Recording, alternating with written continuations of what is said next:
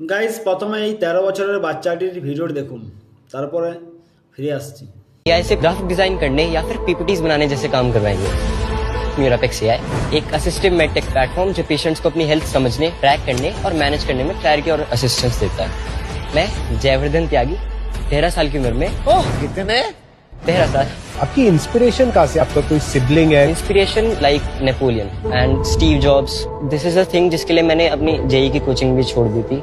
ये ऐसी चीज है जिस গাইস আর একটা ভিডিও দেখুন, 28 বছরের একটি মেয়ের ভিডিও দেখুন, তারপরে ফিরে আসছি। मैंने हर जगह टॉप किया।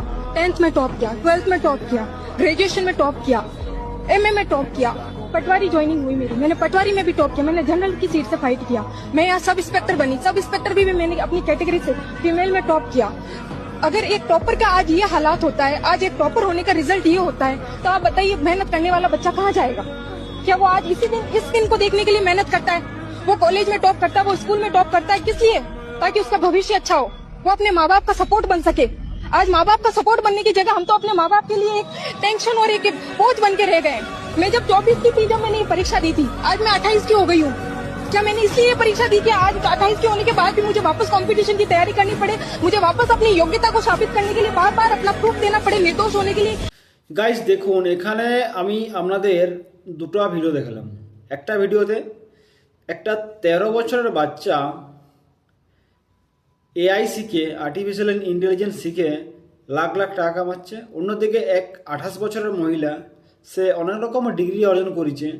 সে এমএ, বিএড, পিএড বা ডিএড, এমএড, আমি জানি না এত ডিগ্রি, অনেক রকম ডিগ্রি অর্জন করে সে গভর্নমেন্ট জবের জন্য প্রিপারেশন নিচ্ছে। বাট এখনও পর্যন্ত গভর্নমেন্ট জব লাগাতে পারেনি। সে এখনও পর্যন্ত তার বাবা মায়ের ওপর নির্ভরশীল। আর অন্যদিকে একজন 13 বছরের বাচ্চা এআই শিখে লাখ লাখ টাকা কামাচ্ছে। দেখুন, তা বলে এই নয় যে পড়াশোনা করবেন নি, পড়াশোনা করুন। পড়াশোনার সাথে সাথে স্কিল অর্জন করা জরুরি। এখন যেরকম দিনকাল, গভর্নমেন্ট চাকরির যেরকম অবস্থা, দেখুন যদি গভর্নমেন্টের 5,000 ভ্যাকেন্সি বেরোয়, সেখানে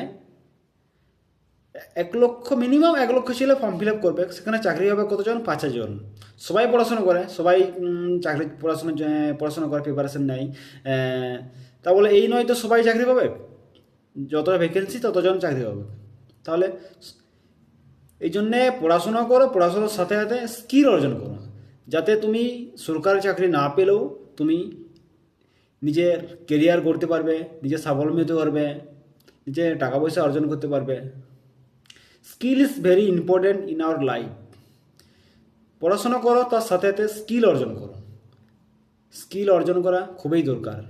শুধু পড়াশোনা করে যাবে একতরফা, সেখানে চাকরি পেলেই সাকসেস, আর চাকরি না পেলেই জিরো। অতএব পড়াশোনা করো, তার সাথে সাথে স্কিলও অর্জন করো, দুটাই ইম্পর্টেন্ট।